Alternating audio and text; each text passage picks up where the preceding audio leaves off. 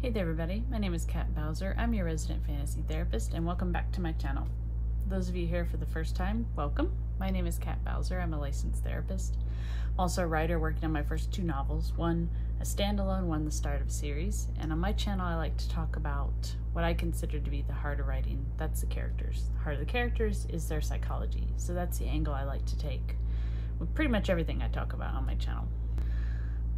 Okay, so let's talk characters in this video. I love creating characters. It is probably one of my favorite things about writing, is just creating different characters. And everybody has different ways that they create theirs.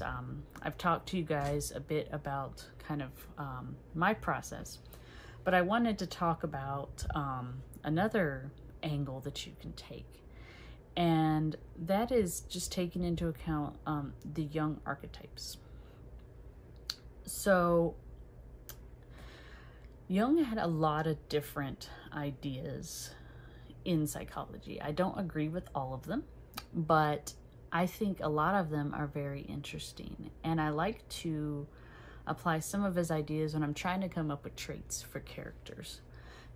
Because I think applying these archetypes makes you think about how characters would act and how they would interpret things. So that's kind of the angle I'm taking with this little technique. Obviously, if this isn't your jam, that's fine. But these are just some ideas for if you're kind of stuck on a character, maybe some different angles to take. So there are a lot of archetypes in Jung's philosophy. I'm only going to talk about 4 of them. I can go into the others later if you guys want me to, but I think these are the main ones that people usually associate with him, and I think they're the easiest ones to apply to characters, so that's what I'm going to do. So first we have the persona, which you'll also hear called the mask. Now this one is interesting because the mask is essentially how do you present yourself in different scenarios. So it's this idea that we aren't always showing our authentic self. In fact, most of the time we are not. We are putting up essentially shields over portions of our real self, and we're only showing a certain type of it. So the idea of wearing a mask. And the thing I like about this is the masks can get very complex. So for instance, you have a mask that you wear at home and a mask that you wear at work. But you may also have different masks that you wear at work, depending on who you're interacting with. So if you're interacting with, say, your CEO, that's going to be a different mask than when you're interacting with your coworkers. The mask you wear at home may be different depending on, is this a casual day? Is this a meeting with family for a holiday? Even during your leisure time, there are different parts of yourself that you feel comfortable letting out and that you don't feel comfortable letting out. And I think this is something to really take into account when we're making characters, because we do it all the time. And when I read stories, though, a lot of times the characters seem to act the same no matter where they're at. And I don't think that's necessarily true. There is definitely a change in behavior depending on where they're at. And I think how they interact with others, who they're interacting with, their behaviorisms, all that stuff should be taken into account. Let's see, I'll give you guys an example. Nolly from my work in progress, he's my stoneman.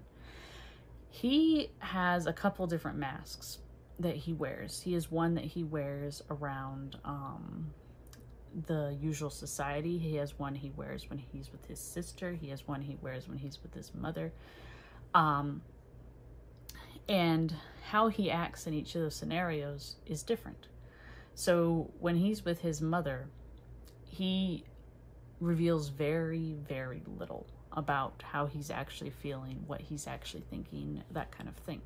Because his mother is emotionally abusive, so he has learned to put up this shield to protect himself. When he's with his sister, he still has quite a bit of the shield up because she does not have a lot of respect for him. She has been partially brainwashed by their mother. But it's still a closer relationship and a safer relationship than with his mother. So he's going to reveal a little more to her, but only in certain elements.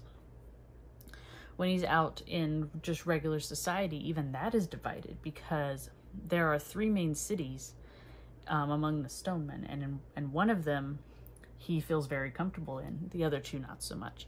So that changes. So that's just an example to kind of give you guys an idea what I'm talking about. The next archetype is anemia and animus. This is basically the idea that each of us have a feminine side and a masculine side. And regardless of how we present, we have a side that is opposite. So this one I don't use as much, mainly because with a lot of my characters, I go by the gender is a spectrum idea. But I do like to use this one if I'm trying to come up with traits for a character that I seem to have bottled their traits all into like one area. So like if I have a character that, for example, is like a blacksmith, a hard talker, when I start to fall into stereotypes, this is what I go to. And I start to look at, okay, what would be considered the opposite of this? So I go more the opposite as opposed to necessarily masculine or feminine. That's just the kind of angle I take. And like I said, I use it mainly to break stereotypes. If I notice a character is starting to fall into a stereotypical kind of personality, I start thinking about this, and that kind of helps me to introduce some new traits and break it up and make them more well-developed. Third one, this is probably the most well-known one, and that's the shadow self. So the shadow self, common literature has kind of painted it as this is your evil side, this is your bad side. That's not exactly what a shadow self is. A shadow self is essentially all the impulses that you repress. So in Freudian, it would be the id. So this is the part of you that wants sex. This is the part of you that, I see something, I want it, I want to take it, that kind of thing. So these are what we would call not necessarily selfish, but these are impulses. These are things that are not deemed necessarily appropriate by normal society.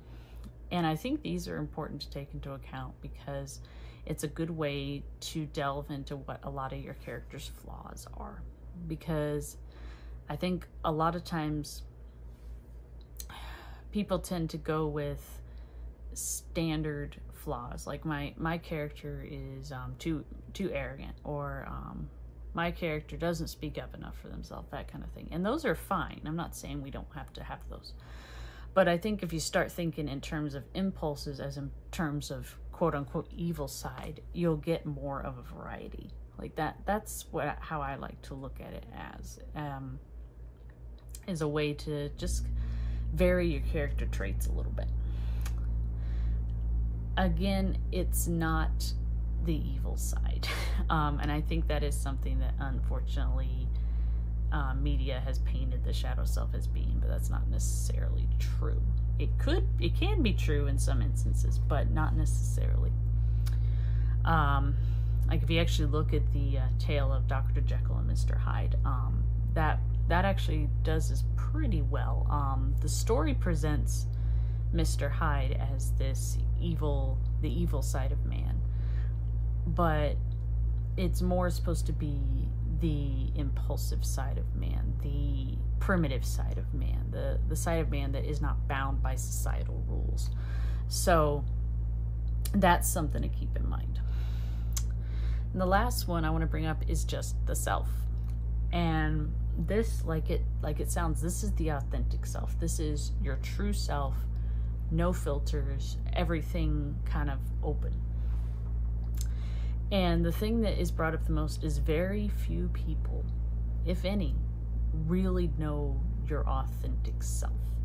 This is typically the side of you that you only show to people you absolutely trust. These are the people that you would trust with your life or the life of a loved one. I mean, this is one that your character, I think your character will reveal this if they're by themselves. If you go into their mind and we have a lot of internal dialogue, that's where we're going to see this. You may also see this in characters who are very naive and they don't necessarily know who they can trust, or they don't even really know the concept of trust. They just kind of, they're just out there, you know, here's who I am, you know, take it or leave it. And I think this is important for you as an author to know, like, what is your character like when they feel completely and utterly safe? And there shouldn't be a ton of people generally that they're going to be like this with. Like, I think a lot of times people think, well, this is who I would be with my family, my parents, you know, my best friend, whatever. And that may be true, but think about back to the first one we talked about, the persona, the mask. Who does your character not have to wear a mask with? Because if you think about it, even if you truly love your family or truly love, you know, your best friend or your cousin or whomever, do you put up masks with them to protect yourself? And that's just something to think about. And it's not necessarily a bad thing. I mean, I put up certain masks with certain members of my family, but there's also members of my family I do not. So that's just something to kind of just ponder that a little bit. And I think it'll help you develop your character relationships too, which will make your world all the more richer. So those are just the main 4 archetypes I wanted to talk about in terms of developing characters. I hope you guys found them interesting. If you guys give them a try, I hope they're helpful. As always, if you have any comments or suggestions, leave them below. I will get to them as soon as I can. And if you guys don't want to miss when I upload, make sure you subscribe and ring the bell so you'll get notified whenever a new video drops. I try to upload every Sunday, every Wednesday, but I will throw you guys a few extra videos here and there. So until next time, stay safe, and I hope you guys have a good one.